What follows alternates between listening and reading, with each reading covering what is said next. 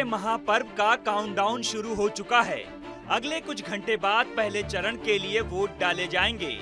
देश भर की 102 लोकसभा सीटों के लिए मतदान होगा, जिनमें 21 राज्य और केंद्र शासित प्रदेश शामिल हैं। चुनाव प्रचार का शोर थम चुका है, लेकिन चुनावी सरगर्मी हर तरफ बढ़ गई है। इस बार का लोकसभा चुनाव 7 चरणों में होगा। पहले चरण में 1625 कैंडिडेट्स की किस्मत का फैसला होगा, जिनमें 1491 पुरुष हैं और 134 महिला कैंडिडेट शामिल हैं। 8 केंद्रीय मंत्री समेत कई दिग्गजों की किस्मत दांव पर है। पहले चरण में किन राज्यों में वोटिंग होगी? जिन 102 सीटों पर वोटिंग होगी उनमें तमिलनाडु की 39 सीटें, राजस्थान की 12 सीटें, उत्तर प्रदेश की 8 सीटें, मध्य प्रदेश की 6 सीटें, असम की 5, उत्तराखंड की 5, महाराष्ट्र की 5 सीटें, बिहार की 4 सीटें, पश्चिम बंगाल की 3 सीटें, मणिपुर और अरुणाचल प्रदेश की 2-2 लोकसभा सीटों पर वोटिंग की जाएगी।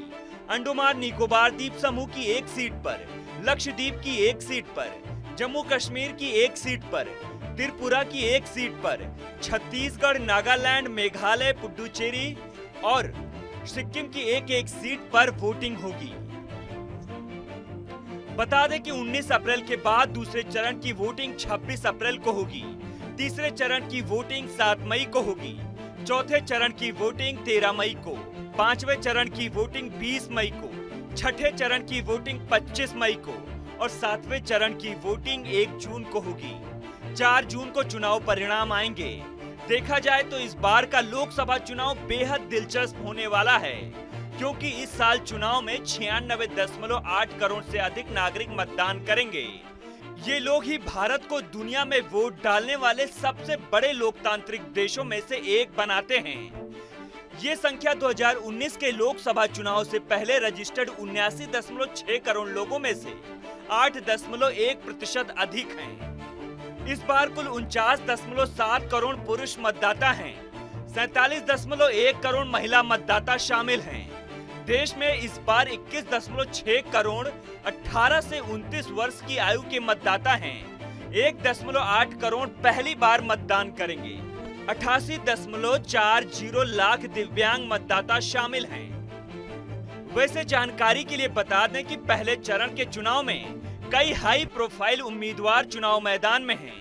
इनमें किरण रिजिजू, नितिन गडकरी, कार्तिक चिदम्बरम, नकुल नाथ और चिराग पासवान समेत कई दिग्गजों का नाम शामिल है।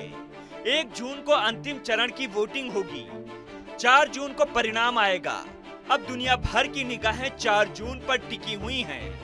देखना होगा कि 4 जून को मोदी कितनी सीटों से जीत की हैट्रिक लगाते हैं, वहीं इंडी गठबंधन कितनी सीटों पर समिट जाती है।